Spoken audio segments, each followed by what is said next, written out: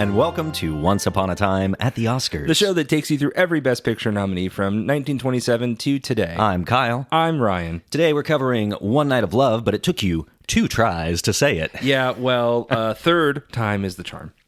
So let's take it again. No, we're talking about One Night of Love. And how do you feel about opera? So, I'm art, right? I try to be like, man, I support the arts and all of this. You did the absolute cinema pose, right, yeah. but said art. Art.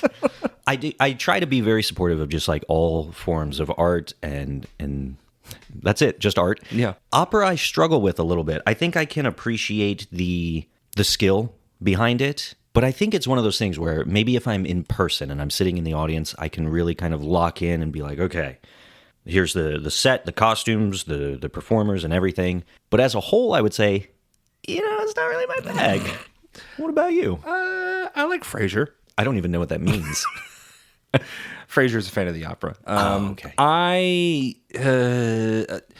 It's tough because I don't want to do the Timothy Chalamet like ballet is stupid thing. No, yeah. Which I don't think is his. I'm paraphrasing. I don't think that's what he said. That's close. But I never really understood it. I mean, I get it. Like I understand what the intention is, but in terms of like enjoying it and going to the opera and seeing this over time. Taylor and I have this running joke about like going to the Grand Canyon and you stand on the edge of the Grand Canyon, you're looking down and around and you're there for 30 seconds and you're like, is this it? Is this just all we're supposed to do? And that's kind of the opera to me where it's like, oh, this is what this is. I think something that I forget, and I'm going to assume that a lot of people forget, is that opera is kind of like a cultural art form. Sure.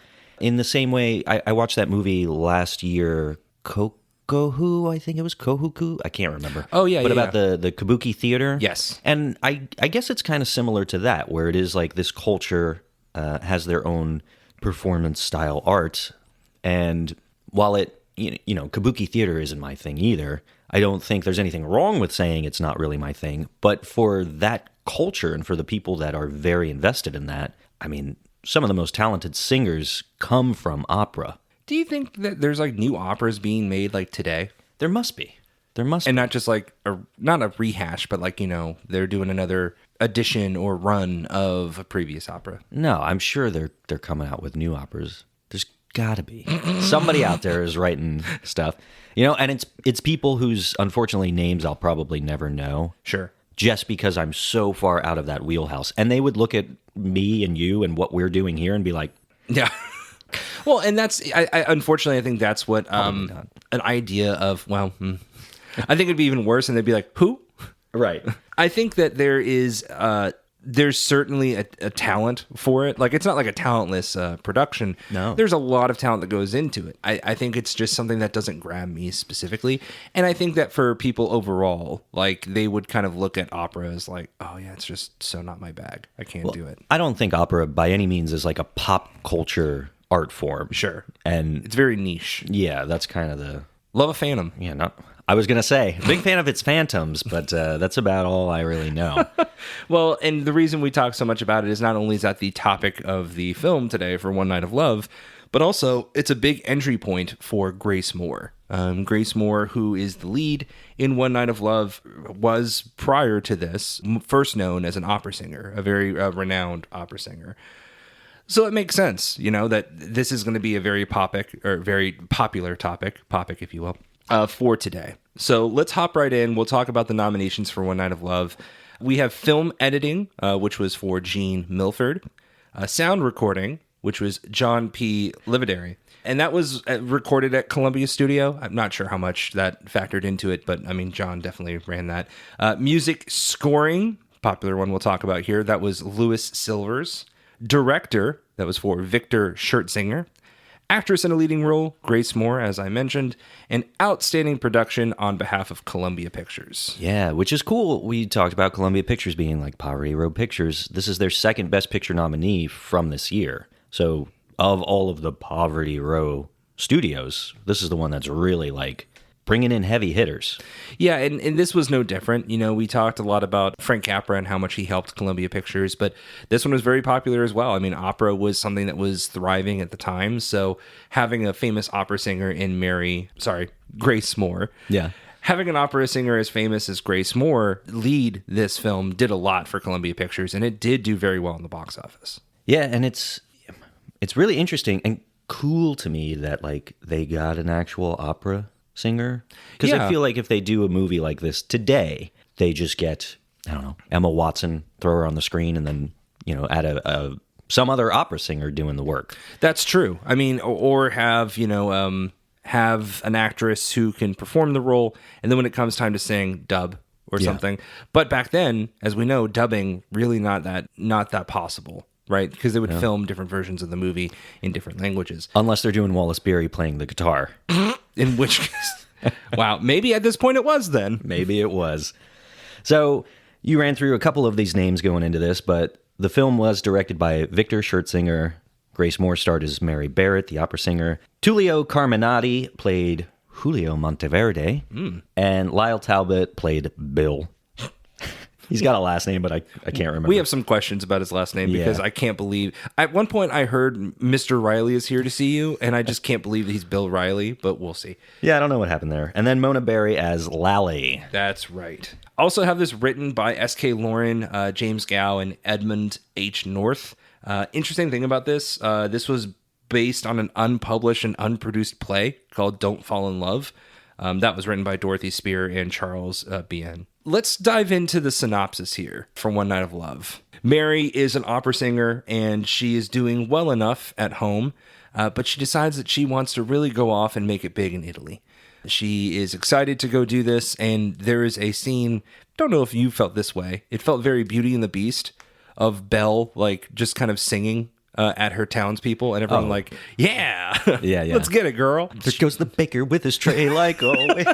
Yeah, it was a whole scene like that. Very funny. Very good, but very funny. She lives in a little town where there's a bunch of singers. A quiet village with a lot of musicians and singers. And she, of course, starts singing over them playing, and they all play together. And this is where she starts getting a little noticed, and she starts working with a famed tutor?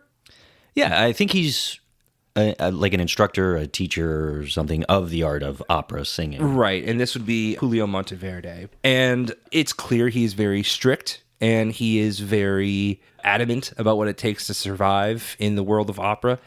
And this little tense back and forth between them buds a little bit of a romance. It does. And the majority of the movie is them navigating this professional relationship while also navigating their personal feelings. Yep, and a majority of this movie consisted of me going, really, Mary?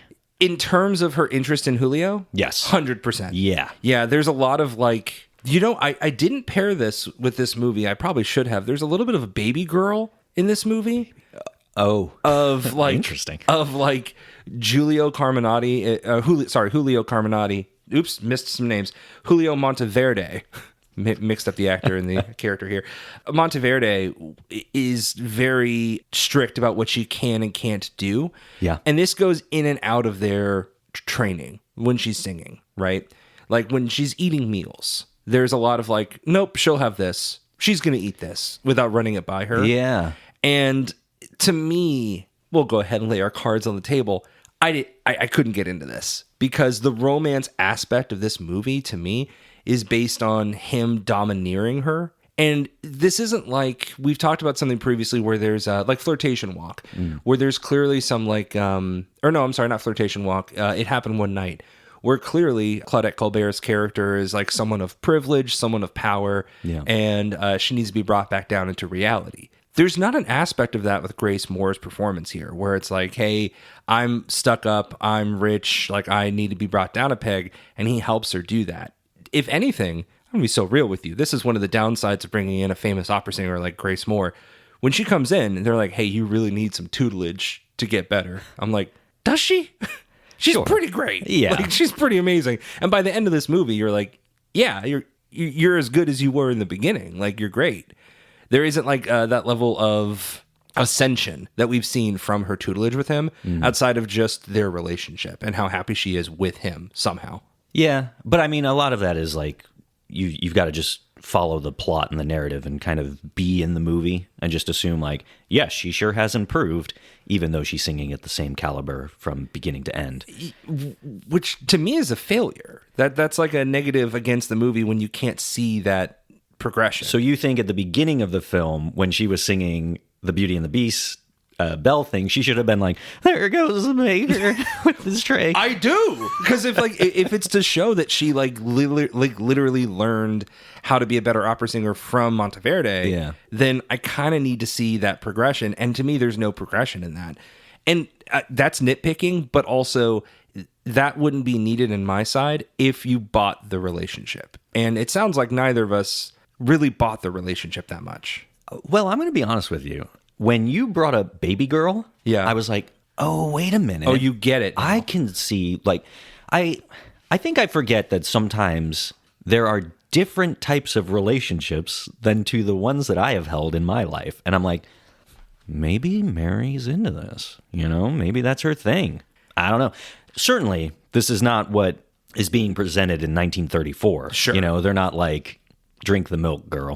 But I think that does kind of open up to a modern audience like, oh, okay, well, you know, maybe this is how their relationship is going to be successful because this is the power dynamic that they're both kind of interested in. Yeah, it's, I don't know. It's a tough beat because you're right. Like there's multiple like types of relationships. And this one's just not a ton of fun to watch because Monteverde isn't playing the Clark Gable kind of like, I think she needs to be brought down a peg, but ultimately this is how I feel about her. It's more like, to me, Monteverde, and I don't know if this is more in the character or in the performance, I can't say just yet, but with Monteverde's character, it doesn't become clear that this is like, oh, this is what she needs and I'm going to be tough on her. It's kind of like, this is who I am, and sorry if this rubs you the wrong way, this is how I train everybody. Yeah. So when it comes time to be like, oh, hey, I'm actually in love with you, it kind of comes across more as like, my golden goose, like I can't let my golden goose go. Why is she leaving? But then ultimately, like that, you kind of read between the lines because he does a lot of like playing with her of like, oh yeah, okay, I'll bring in Lally instead of you, so no worries. And then he expects that she'll come running back, right? So it's more like we kind of have to be told that he feels this way more than we see him feel this way. So to me, the romance angle of this just did not work. And it wasn't something that kept me very interested throughout. I think one of the bummers, too, is that when you're first introduced to Monteverde, he's coming out of a relationship with a previous student. Correct. And he's like, oh, well, I'm never doing that again because when you fall for a student, you become the student. And, you know, obviously that has been a contentious relationship, but that's setting up like, okay, so this is just what this guy does. Yes. He falls for his students. So it doesn't really feel like there is a passionate romance there. It's more, he's kind of a player. It's a little Stockholm syndrome of like, you're only going to see me. You're going to be here. This is what you're going to do. You're going to eat this. You're going to perform this way. And it doesn't really feel earned. I will tell you the scenes that I actually liked a lot were when he's actually training her to be like a better opera singer. And it's like, well, you have to like push with your diaphragm. And well, here, actually do this exercise where like you're laying down and you have the books. You do the crucible exercise. Yeah, exactly. Oh, wait. Do the voice. And you have to like lay down and put the books on your diaphragm and then like sing from there. And there's like cool experiments where I'm like, this works pretty well. And then Bill comes in and sees them like, you know, rehearsing in this time period. It's fine. I was so kind of like, I really don't want to use the B word here because it feels kind of boring. Not that one. Bored. I was just a little bored like halfway through this movie. It's only an hour and 20 minutes. And yet still I was like, oh, what time is it? Like, and that sucks to feel that way sometimes. But yeah, maybe it was like the subject matter of like all this leaning around opera, something I'm not totally into, which I don't think you have to be into to enjoy a movie about the opera by any means. But this one leaned pretty heavily into it. And it also felt very long towards the end. Felt like there's like multiple endings. That's probably my biggest complaint with it is as you get towards the ending, it does feel like, that's all, folks. Yeah. Just kidding. Here we go. And that got really repetitive for sure towards the end. But I kind of have I had a different enjoyment of this movie. I going into it, I was like, oh, it's about opera. Okay, here we go. Thinking that it was going to be very dull, very dry, very miserable. But it did kind of hook me, and mostly for the music, which I was surprised for. Yes. Well, I didn't love their relationship, although thank you, Nicole Kidman, for kind of changing my mind a little bit about a potential reason behind it. The music itself, of all the musicals we've watched, common complaint we've had is that, other than Ernst Lubitsch musicals, most of the musical is saved for the back end of the film. This has pretty consistent music littered throughout. Yeah, I'd say it's more on the back end, but that's just natural because she's training to be. Her ultimate goal is to be performing at the Metropolitan Opera, right? So of course there's going to be more performances towards the end, but you're right, it's littered a little bit more. Yeah, I mean it opens up with her performing. She's entering a contest to ultimately be trained by Monteverde. Yes. She does lose that contest, but when it opens, we see her singing. So right off the bat, you're being introduced to the opera and the music that's going to be present in the movie. Right. Following that, though, is when we get the Belle in the Quiet Little Village song, which was a lot of fun. Like you said, it's her singing, and then everybody starts opening their windows and playing various instruments along with her. And it does have kind of that Disney musical vibe to it. But really, the music just keeps showing up throughout the movie. I really like the one where she was playing at the club. Yes. And everybody starts singing along with her. I think that was the moment I went from, oh, the music's actually pretty good in this, to, yeah, let's party with Grace Moore. Grace Moore. Yeah. Let's do it. It's interesting that we bring up the music here because I think one question that some people are going to have is like, oh, so is it a musical? And it's interesting because music is certainly performed in this, but I don't know if I'd call it a musical because it's less that like multiple. I mean, you bring up people are singing with her, but it's no different than like calling a concert a musical, right? Sure. Yeah. All of the musical moments in this are performances. Yes. Like 4 people in the movie, not just us. So to me, it's tough because I think you could say like in that sense, I don't know, Drive is a musical because there's music being performed and people hear it, but like that's not right. So to me, this isn't so much a musical as it is just like a movie about music. I don't know. I would call it a musical. Would you? There's just so much music. And it, in the same way that 42nd Street is like every time they're singing, they're performing, they're showing you a piece of the final performance they're going to be playing at the end of the movie. It's not a musical in the sense of like The Love Parade, where they just randomly break into song. Right. There's not chorus lines, like you said. It is a focus on just individuals, but at the same time, our Ernst Lubitsch performances are very similar to that, where you have Maurice Chevalier and Jeanette MacDonald, and that's it. There's not a chorus line behind them. That's true. I only paused because I was trying to think of how to say Maurice's last name. I was like, how do we do it again? I panicked. I'll be bringing him up later, so I want to make sure I got that right. Oh, excellent. Yeah, it's interesting. I was talking with Ashton, listener, lover, friend of the pod. She is thinking specifically about like she was watching Flirtation Walk, and she was saying like, I can't wait for musicals to kind of become what we know musicals to be now. Yeah, and I think I'm paraphrasing a little bit of what she said. Mostly just one word. But she said, I just want people exploding into emotions and singing about their feelings, damn it. And that's not this. So it's funny. She's right. Musicals kind of became something after a while. And now I think we have an understanding of what a musical is and looks like. In 1934, that's not what musicals were still finding their footing of like what a musical could be. So you're probably right that this is considered a musical. It's just very different because we think now of musicals as, some kind of mixture of what we're seeing here, but then also what we're seeing in 1 Hour with You, or any of the other Maurice Chevalier. Nailed it. Movies. Ernst Lubitsch movies of like how they break into song, but also more of the 42nd Street Busby Berkeley type of like the choreography going into it. Right. So in the 3 of those, there's a bit of a combination of what musicals tend to look like in the future. So I think that's a little bit more of my limited thought of like what musicals can be. And I need to open that up more. So you're right. This is more of a musical in that sense. And it's worth bringing up because not only is this a pretty big deal for One Night of Love, this is the first year where music scoring was one of the nominations for the Oscars. But on top of that, it actually won. So it is the first film, One Night of Love, to win the Best Music Scoring Academy Award. Yeah, which is obviously a huge deal. Huge deal, because now it's almost like a checkbox for me of like, okay, is this an all-time great movie? What's the score like? Right. Does it feel like that movie? Is it inherently that movie?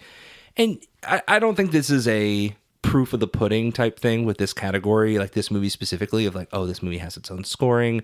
This movie has its own like distinct style. Because a lot of the songs that you hear in it are like, you know, from Madame Butterfly or from, what's the... Carmen? Carmen, thank you.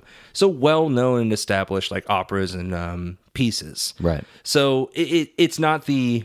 Well, we come back to Hamnet of... This existed before, right? But yeah, it is a really good score. You're right, and it's really important of a start in what movies kind of tend to be, not just musicals, but otherwise moving forward. Yeah, going back to like the style of musicals you were talking about, I think this is like there are two types of musical in my mind. There is where the characters live in this world where people can just break into song, right? Which is kind of the Lubitsch, like a Mamma Mia kind of thing, or Disney movies really follow that formula. And then you have what we're calling the backstage musicals, which like has been Star is Born, 42nd Street, Gold Diggers of 1933, where there is music because these characters are living a life that requires music. You know, I think there's a combination of something like that, too, because that's kind of White Christmas. Like, White Christmas, Singing in the Rain, there's a little bit of like, well, hey, here's our now, like, we're rehearsing for this, and here's one of our performances of what we're going to be doing. And then, like, it'll cut to them kind of just, like, singing on their own or dancing on their own. So there's a combination of these two, but you're right, those really are kind of like the beginning and end. Yeah. But that being said, the type of musical where, we're performing music because that's what our job or whatever requires. That's what this is, and it's similar to the Broadway musicals that we've covered on the show. It's just that the style of music has changed. You have your Broadway musicals that also require the intense choreography and the big set pieces and things, whereas this is focused on opera. So it's not really the movie's fault for not having like massive choreography. Sure. It's that opera itself doesn't really include massive choreography. It's less a miss and more just it's not that type of movie. Yeah. And I don't want to say like it got me interested in checking out opera, but I did enjoy watching Grace Moore perform. And I think they also include scenes where they are performing these opera pieces in really fun and interesting ways. One of my favorite scenes in this movie is when they are at Grace's home and the landlord is about to come up to collect rent. And they're like, oh, well, we don't have it. What do we do? The landlord ends up being maybe like a hobby opera singer, I think. I don't know if she was like a previous opera singer, but they're like, let's start rehearsing. And then when she comes up, be like, oh, we need someone to cover this part, the tenor part or whatever. And they do. And she comes in and she's just really getting into it and being very super performative. Right. And it's a lot of fun because you see like, who is it? Lally playing the piano with Bill, I think. And they're both listening to her sing and they're just like, oh, man, she's going nuts. Like just making the funniest faces. It was a lot of fun. And I'm glad that they took, instead of just having opera performance, they had these unique things. Her playing with all the musicians outside of her window, them performing with the landlady, everybody singing together at the bar. That added a little bit of something to pull in, I feel like, your average audience member. Yeah, and you're right. To me, it felt a little roller coaster of like ups and downs. Because you're right, those pieces you're talking about were clearly the ups. Although I have to tell you that if I was a landlord and I had a hobby of opera singing, and they brought me in and like, hey, you should perform this. I'm like, hey, great call. And we sing, we have a great time. Be like, where's my money? Yeah. So it's like, wouldn't be me like, you kids, give it till tomorrow. It's like in Spider-Man He like shows up and he does this whole thing. He's like, "Hello, my baby. Hello, my darling. Where is my money?" You can't talk to my daughter one more time until you pay your money. Yeah, la la la la la la. Just like in between both. You're right that those are the most interesting parts of the movie, and I think that is ultimately good for a musical, not so great for a narrative, because as we get towards the end of this story, it becomes clear that there is a codependency. Not so much on Monteverde's side, but more on Mary's side. Yeah. Where Mary can't even perform specific songs without her specific tutor. And this is not what a tutor is supposed to do. A tutor is not supposed to be, or a mentor, isn't supposed to be at every performance they have for you, and now he's the conductor. Right. Right? So now we've proven twice that he, as the conductor, is the reason why she's able to perform as well as she is. So it's almost like they've created this very like parasitic relationship of like, it's not just that you're a good performer, it's that you're a good performer if he's there. Right. And he's not doing the most dramatic, like, he's not conducting the orchestra, he's conducting her. And it felt kind of strange to me. And it's very possible that this is, I would say almost extremely likely, that this is a 2026 lens of like, I don't know if this is how a relationship should work, man. And in 1934, very different expectation of that. But for me, it was weird. It just felt like a weird relationship. And if it felt earned, and if it felt like, hey, I really love this girl, so I'm going to do whatever it takes, and also she loves me, cool. You don't get to see a lot of that. No, you don't. And it's really frustrating, too, because she gets booked for the, what is it, the big one at the end? Oh, at the Metropolitan Opera, it's Yes. the Madame Butterfly. Yeah. Yeah. And Monteverde is like, she's not ready. So it's not like he's a supportive partner or anything. He's awful. He's so toxic to her. You're totally right. And this is what factors into the multiple endings for me, because she's like, hey, I'm not going to go perform today. I'm not doing that. And he's like, okay, well, I'll get Lally. Don't worry. You're going to marry Bill? That's so cool. I'll bring Lally in. Don't worry. We'll make it happen. So... And I can't remember if this is Carmen or not. I think this was a different thing. But he tells her Lally's going to do it. And Lally's going to do it. And then she's like, well, that's absolutely not going to happen. I'm going to go take care of that. Shows up and she's like, where's Lally? And he's like, I don't know, probably in the front row or something, waiting to watch the performance. Because I knew you were going to show up after all. And she's like, well, how could you do this? I can't believe, well, actually, it's my time. Okay, let me hop on. Right. So, and she performs. And you're like, okay, well, this is the end of the movie. Like, he's kind of called her bluff. She's revealed how she actually feels, and this is the end. And instead, it leads to what you're talking about, where someone's like, hey, oh my God, I cannot believe how good you are. You got to perform in the Metropolitan. And she's like, yeah, totally. And he's like, nah, she's not ready. Yeah. And not even she's not ready, but like, I won't let her do that. Right. And you're like, oh no. This movie is not over. Like, this is a terrible idea. So then you kind of just extend the same thing that we saw before and know that it's just going to end the same way of, well, I can't allow you to do this. Great. Well, I'm going to go do it on my own. And she does, but she freezes in Madame Butterfly because she feels like, well, I can't perform. My rehearsals haven't gone well. I can't be the best version of myself for some reason. What could it be? Right. And it's him. And out of nowhere, during Madame Butterfly, he shows up. He pops up from like beneath the stage. Yeah, he just like is there. I think it's like not even the pit. It's like an awning in front of the pit where like only the stagehands and like actors can see him or performers. And it's then when like she can give this incredible performance, and the movie ends on that performance. So we don't see their embrace or anything, but you just understand, okay, they're back together, and clearly they need each other. I don't know how clear it is that he needs her. Right. I think it becomes one of those things where he's like, oh, I knew she was like destined to be the greatest opera singer of all time. Yeah. I've never told her that, and I don't know that I ever will, but that's what I need. Like, as a teacher, he needs the best. And maybe he needs to be the one that created the best. So it's still a very toxic relationship. Yeah. Mm-hmm. But I think that's kind of what his character is, where he's like obsessed with the art form. And since she is the peak of that art form, that's why he's drawn to her. I've told you previously on the pod, and you listening at home, I've told you this before too. I don't read synopsises. synopses of movies anymore because I'm always worried it's going to be a woman can't perform Madame Butterfly, so her toxic partner shows up and teaches her better. And then Bill leaves. Yeah. And boy, does Bill leave. Completely. Can we just I'm going to interject my own thought real quick. Bill almost as hard as, who are we talking about? Flirtation Walk. When he's like, hey, we're getting married, buzz off. And then 30 seconds later, we broke up, but I wish you the best. Right. There's a lot of that with Bill, where Bill's like, hey, girl, great job. You killed it. Look, I know we're going to get married, but I'm going to New York in like an hour. So ring me sometime, and just leaves. Mm-hmm. So it's almost as if the writer was like, we got to get Bill out of here. We got to make this relationship make more sense. It's almost like Bill was saying, this movie's getting long.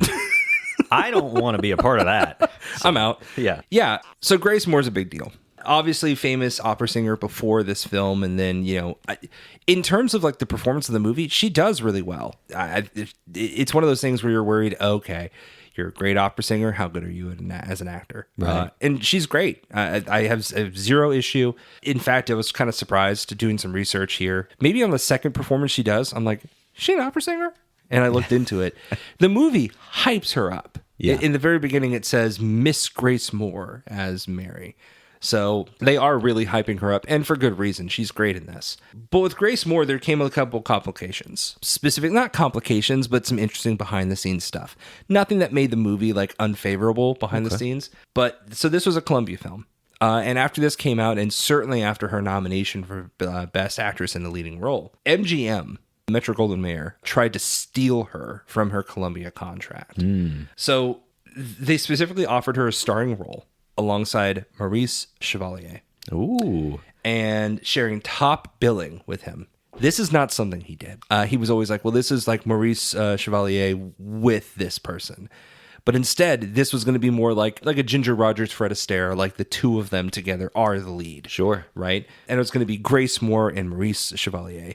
And Maurice said, what on earth are you talking about? What do you mean? There is no way you can do that. Wow. He would never concede this to like anyone.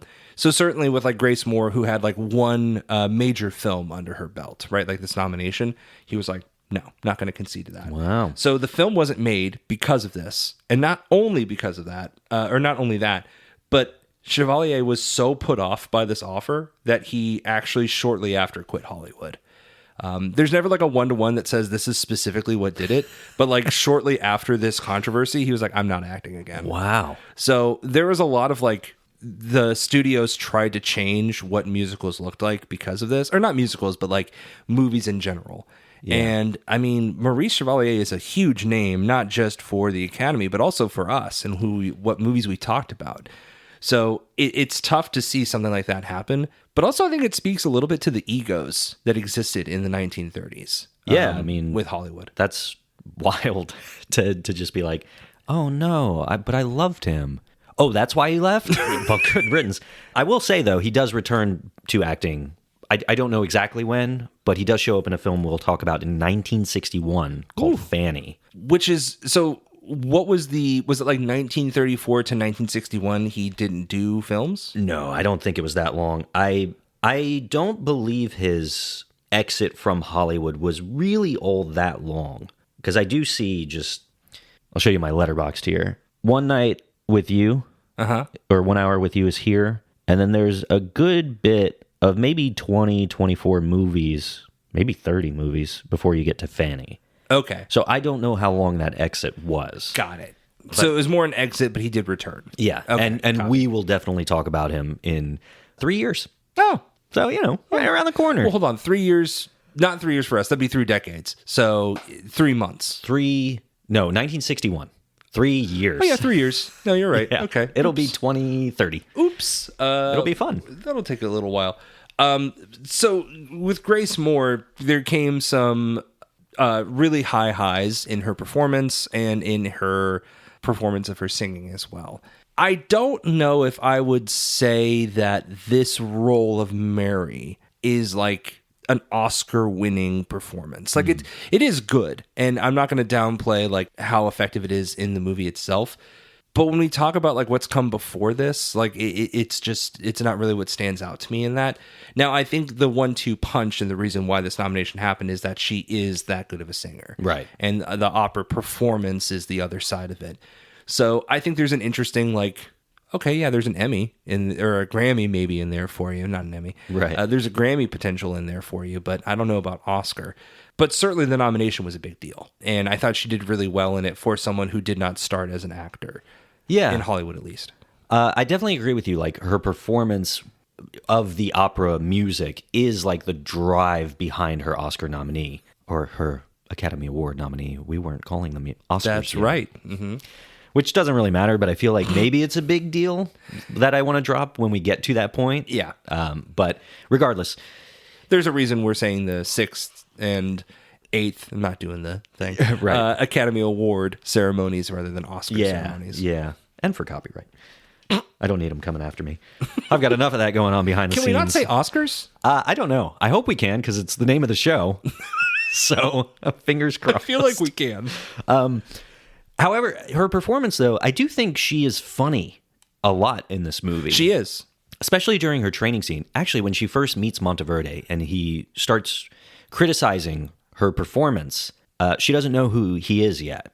And this is really when he's like prime jerk. He's getting kind of handsy with her and not in like a gimme kind of way. She goes to walk away because he's bothering her and he'll like grab her arm and pull her back and be like, do not walk away from me. And you're like, chill out, man. Ease into it, buddy. But she does have some funny lines or snarky lines there that I think helped me enjoy her character beyond just the Oscar performance, the opera performance.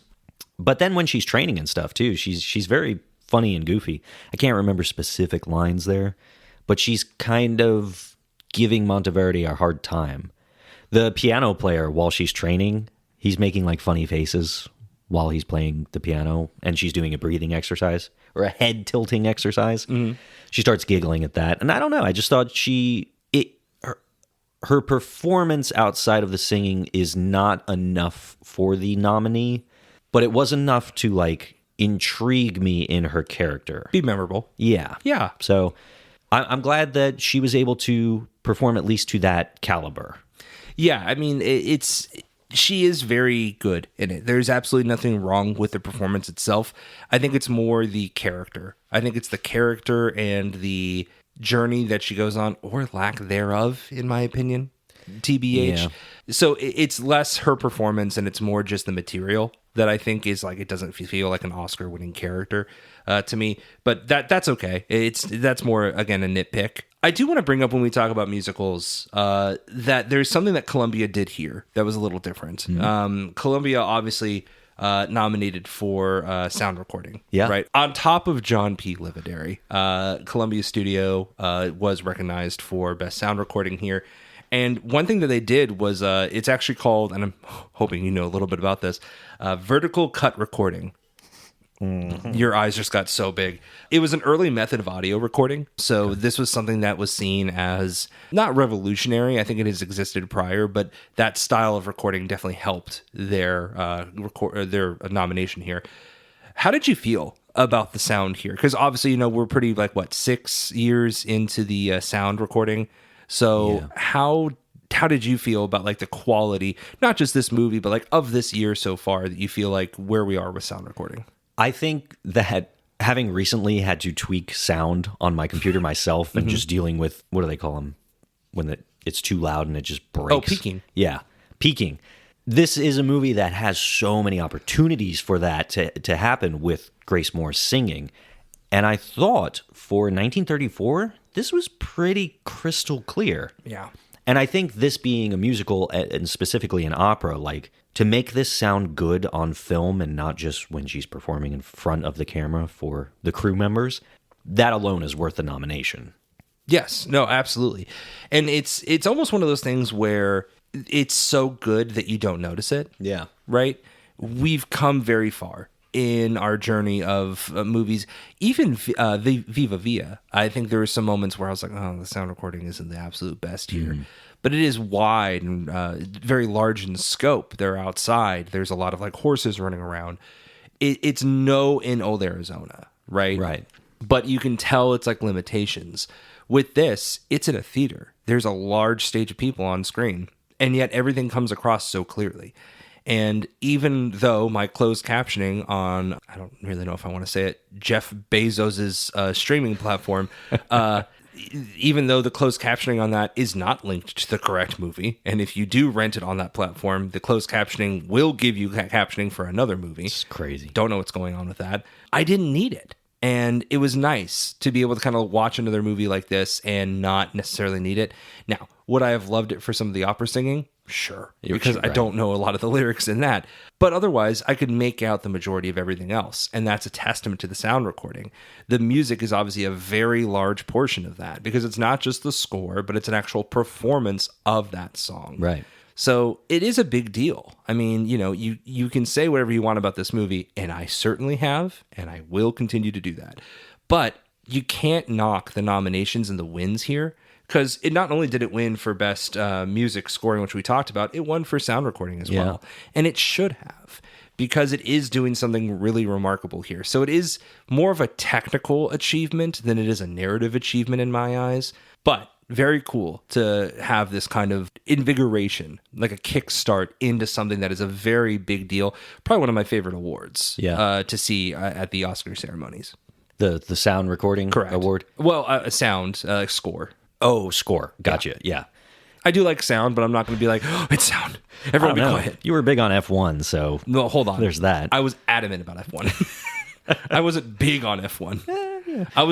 I knew that over one battle after another in Sinners, even though music is a big part of it, Vroom Vroom was going to be the thing that won sound. That's fair. I do think it was obvious that the first musical scoring was going to go to a musical. Of course. The award, I mean. And then to have it sound just going hand in hand with that, this makes sense. The winners of those categories were certainly always going to go to a musical. And I think that this year, One Night with You, the only other comparison we have is Flirtation Walk. And I do think that this outperforms that easily on every level, which is weird because Ruby Keeler and Dick Powell, we enjoyed them so much in 42nd Street. It's just, I don't know, maybe Borzegi letting us down, but... it's funny. I feel like you can pick and choose. Somewhere between this and Flirtation Walk, I think you can take the casting of Ruby Keeler and William Powell, or maybe the chemistry of William Powell and Ruby Keeler, and I think you can have a better overall movie here in this. But you're right. One thing I want to push back on, and I don't think I'm pushing back too much, it's just more clarifying for the audience because I think you feel this way, is that it's not just that a musical was going to win this, and you're right, of course they are. But we've seen musicals in prior of the Broadway Melody and different things, Flirtation Walk even, and you'd be like, yeah, it's a musical, but I don't think it really deserved it. This one does. For the music and for everything, it feels like those are earned. It's not just, yeah, of course it was always going to be a musical. It's yeah, this one. Of course it's a musical, right. But this one did do it. Yeah, yeah. And as we know, deserved it. It did, because it beat Flirtation Walk in pretty much every category. It did. And it's funny because you see two nominations like this and you're like, oh man, you guys were kind of sweeping the Oscars a little bit, huh? And we'll talk about that. Right, but it was not the movie that everyone was talking about at the end of this ceremony. No, it wasn't. That's for sure. No, it wasn't. The last category I want to touch on real quick is also a new category for this year's Academy Awards, and that's editing. Yeah. And I can't remember if any of the movies we've covered this year so far we've talked about editing. So this might be the first one, forgive me. I forget. But I kind of wish that I would have focused more on that for this movie, but there was really so much going on with sound, which it won for, that I wasn't locked in to focus on that editing. I don't think I was either. I mean, at the end of the day, editing is something that you should feel and not notice. Sure. Right? I think score is a similar way too. I mean, score should be a little more memorable, ideally for me. But for editing, it's more the way that the movie is paced and moves forward in the story, and the scenes feel cohesive. Yeah. And I can't say that I felt that way about this. Well, we talked about Viva Villa a couple episodes ago, right, and how disjointed that felt due to the multiple directors on that. Mm-hmm. This never felt disjointed to me, so it was presented in a very tight narrative. It felt forward moving. Yeah. It obviously towards the end we both agree that it just the plot itself kind of meandered and went back and forth with the same theme over and over again. But as far as the editing went, while it doesn't stand out to me, I agree, it kind of just worked properly. Right. This didn't win for editing, so maybe it's not the perfect example for this first showcase of the editing nominees. So I'll be curious when we get to the film that won, how we'll talk about it more. So we have not had the opportunity to talk about film editing yet this year. So I'll tell you what, there were 3 nominated. We're covering 2 of them. The winner we won't be watching. Interesting. Yeah. So we'll be able to talk about that with a little more detail in the ceremony episode, I imagine. Yeah. Yeah, this was an interesting one, man. I mean, it's one of those where my rating isn't going to be super favorable on this, and ultimately this did not cause any harm. This was not a movie that is like trying to wish ill will on people, and it's not actively hurting anyone. It's just something that I could not engage with. Technically speaking, with the technical aspects, sound recording and music score, you can't overlook something like this and what it brings on moving forward. But it just felt narratively very, I would say, disjointed. Not so much in the editing, but I feel like just in the performances. I felt like I couldn't see the connection in the characters. And maybe it's more of a screenplay issue than it is the performances of these characters. Again, I thought Grace Moore did really well.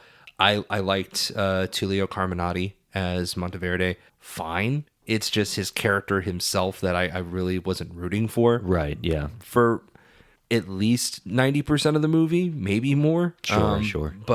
And that's really just the end.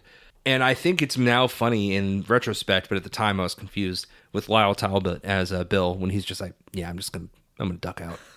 See ya. Funny now thinking about it, at the time I was like, what? Is that just like, there wasn't a scene where Bill like looks over and sees their look and he's like, I should probably just get out of here. Something like to connect that. Yeah. And yeah, the ending just, it felt all like somehow simultaneously rushed, but also too long. Yeah. Which I don't know how you do that, but it definitely felt like both. Do you want to get into ratings? Yeah. So I gave this 2 stars. Okay. Yeah, for all the reasons you said, but specifically the ending, I was enjoying this movie. The relationship was kind of rough to watch, although again, you've kind of sparked something in my brain to be like, well, wait a minute, maybe there's something there. Different way to look at it. Yeah. But the ending really, I was just like, oh, this is too much. This is too much. And with ending, do you mean like the last like 15 minutes or like the final scene? I mean like the last 20 minutes or so. I think this movie should have been right around the 60, 65 minute mark. The she done him wrong angle. Yeah. That multiple performances and the going back and forth of, well, I can't do this, but I want to do this, or you can't do this, but I'm going to make you do this. It just was exhausting by the end. And that really took what I thought was going to be a rewatchable movie for me. That's how much I was enjoying it up to that point, and turned it into, oh, this might be a one and done for me. And I gave it 2.5 stars. So I enjoyed it a little more than you, but that ending killed it for me. Yeah, to me, the last 20 minutes, the pacing is just completely off. Third act, I think, is a better way to say it. Sure. Yeah, totally. I do want to point out there is one scene that I thought was not so much clever, just memorable, in which Mary is convincing Monteverde that she is sick and lost her voice and can't perform. And he comes in and then bothers her and makes her scream, is so angry. And she screams and he's like, great, your voice is good. I'll see you outside. Yes. And I guess in maybe a different actor or in a different like characterization, this would be a cute little like Maurice Chevalier. You did it to me again. This would be a cool little like Maurice Chevalier moment of like him kind of like getting the better of her and him knowing this is always going to happen. Yeah. And it's just more like, haha, gotcha. But instead, like something about Monteverde and his character, it feels more like I am the master of my domain, and how dare you like question me like you're going outside. And it doesn't feel as playful. No, it all feels mean. Everything it does feel mean, yeah.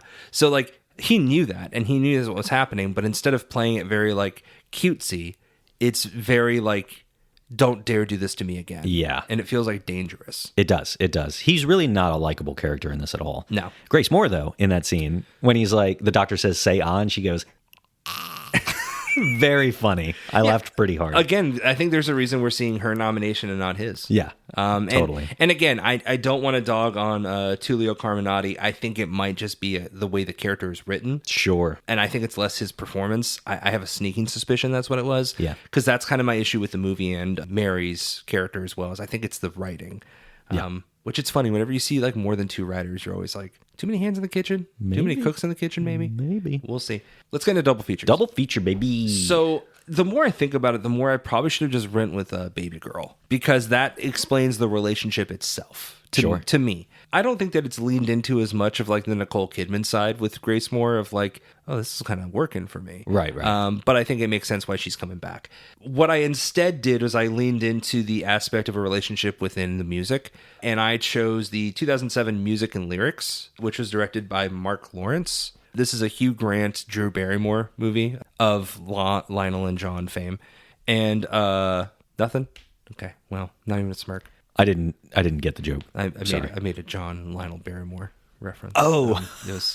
It's fine. We'll cut that. I anticipate it won't be cut. I was also writing down your thing. So you were. No, I was looking for a smirk or something. No, it's okay. Take 2. I'm just going to jump off a cliff.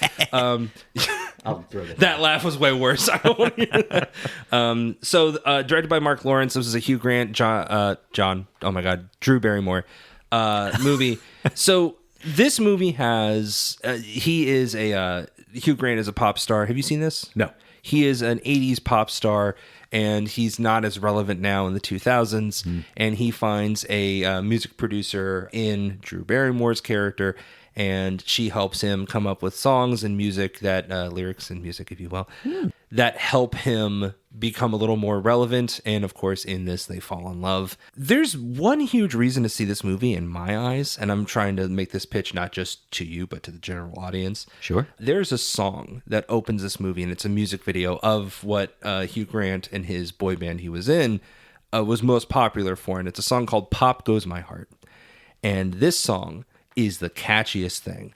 It is like that thing you do level of like, you didn't have to go this hard for this movie. And the movie is not justified in this, but the song is like so good.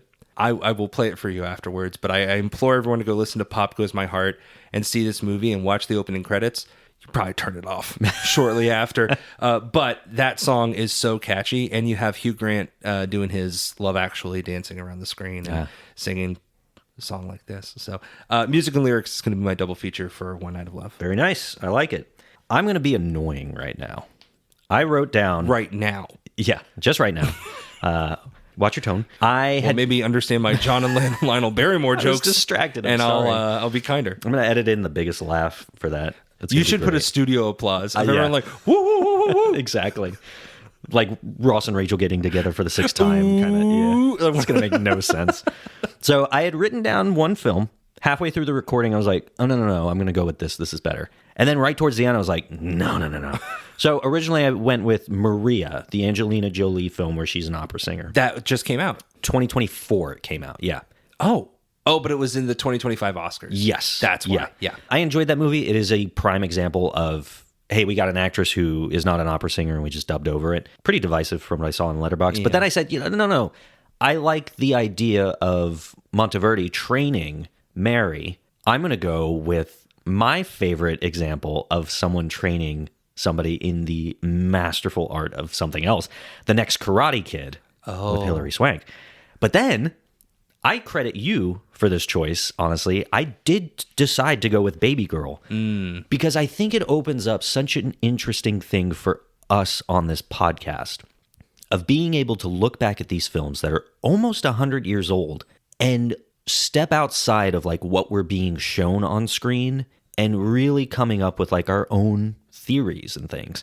And I think that relationship that is kind of like a sub-dom relationship, right, that adds so much more to this movie. And it takes what is on a first viewing for me just kind of like a gross toxic relationship and turns it into something that could be romantic if viewed from the appropriate lens. And I think that was really cool. I love that you brought it up. And it did affect my view on the entire movie. Yeah, I wonder, looking back now, if I watch it a second time, if that changes things. My initial thought is it doesn't, because you don't see Grace kind of understand. Well, I say Grace, Mary. Yeah. You don't see Mary kind of understanding that this is what she's into, and right. Like, oh, well, I think that's what I like in a relationship.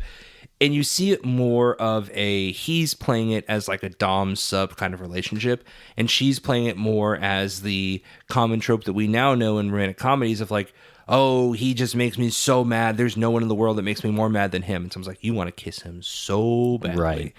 And there's kind of a combination of those two. And I think on her side, it's more the he makes me so emotional, which makes me tap into my anger. But in reality, I feel this way about him. And with him, he's more like, well, no, you're into me because I'm dominating you. Right. And that's, I don't think he feels a different way than she does. Or sorry, he wants a different relationship than she does, but they still end up together. So to me, it doesn't feel quite like the baby girl of it. Sure. That's my recollection of a movie that I saw 2 days ago. So that might change as I watch it a second time. My question for you, do you think if you watch it again and find more of that changes the rating for you?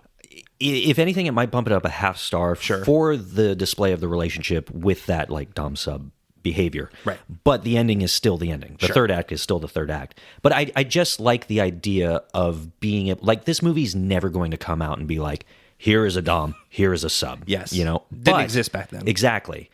Well, not on screen. The labeling. Right, sure. But I just think it's cool to be able to interpret these movies with a modern lens. I think it makes them more accessible, not only to us, but to people watching along with us. I mean, we talked about Farewell to Arms, and like the queer undertones between Adolphe Menjou and Gary Cooper. I was going to say Cary Grant. Gary Grant. Exactly. But, you know, in that movie, they're never going to dive into that. And the source material doesn't really present their relationship in like a queer context. But I think it's cool to be able to approach that and be like, oh, well, maybe this adds a little bit of something. And it gives you a way to enjoy the movies and engage with the movies. It's nice to play therapist with these movies, right? Because I think that there's a little bit of like, well, no, I didn't. Like, if you ask Borzegi, he's probably like, well, I didn't intend. That was not an intentional thing. Sure. It's like, yeah, but it was there. Right. And it's not like us leading the witness. Like, it's more like it's present in the text. And maybe it's subconscious. Maybe it's less, well, that's what I meant to do. And more like, I think subconsciously, I think that's what I meant to do because that's how I'm writing characters. Yeah. So it is really interesting to think about things a little more like not deeply, but like beyond what they intend. Mm-hmm. And maybe it was like not even their intention, but certainly present on screen. So I'm happy to lean into that.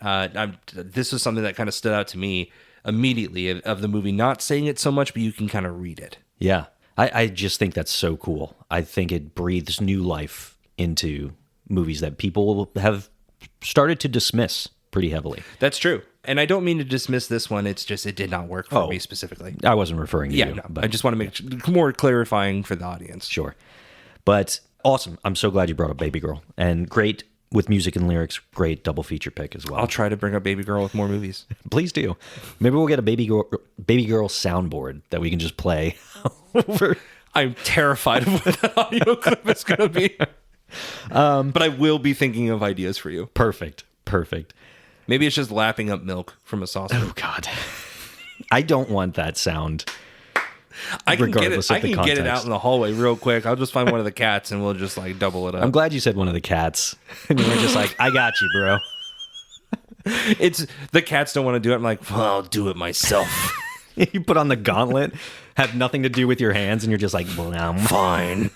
That's my thing. You know what's so true? That is my Thanos moment of like putting on the glove and be like, fine, I'll do it myself. And just, just milk on a saucer. Get down and, this took a turn. I regret you bringing up Baby Girl now. Well, yeah, as soon as you paid a compliment, I was like, he'll regret that. So, anyway, that's One Night of Love. And I would love movie, to hear... not me in the milk saucer. Oh, God. We would love to hear what you thought of this movie if you sat down and you watched it, and kind of how you... I think the big takeaway for me in this episode is the being able to add context from 2026 into older films. Definitely. So if you do that with this film or any other movie that we've covered on the show, I would love to hear about that. And you can shoot us an email. Are you doing like a Claudette Colbert showing me your leg right now? I'm working on my knee. Oh, but that's okay. I was like, yes, this is sure. We're going down a deep rabbit hole. And... Yeah. No, I'm leaning into the Baby Girl a bit. But you can shoot us an email at outaaopodcast@gmail.com. My voice just did something really weird there. Also, if you're interested in supporting the show, we just did our watch party for the month. It was fantastic. If you want access to that watch party and any other perks like the Discord, our special horror-themed bonus podcast, Horror of the Overlooked. Check out patreon.com/OUTAO podcast. Also, there's some exciting stuff happening with the podcast here shortly that I'm really looking forward to like revealing and talking about. So stay tuned for more of that. And I think it would also be beneficial if everyone followed us on Instagram, because I have a feeling that the opportunity you're talking about is going to come with a lot of great footage. I think so. So I would suggest that you follow us on Instagram so you can follow along with us as we make that journey. Yes, thank you for plugging that. All of that information is down in the show notes as well. So check all of that out and give us a follow. Next episode, we will be covering Here Comes the Navy, which means we get to talk about James Cagney. I'm so excited. Yeah. We're also, how rare that we get to talk about a military institution in a movie. This is true. Very excited for that. I'm also going to do my best not to do the village people in the Navy in the middle of this. So Godspeed, and please have your blessings up for me. Good luck. This is available video on demand, so if you want to rent it, you can check it out there. The movie. Yes. Yes. It was like me comparing it to village people. Ryan doing all kinds of things for you folks at home with this episode. Yeah, I'm worried I'm going to be doing that. But stay tuned for that episode. As always, I'm your host, Kyle. I'm Ryan. And we'll see you at the movies.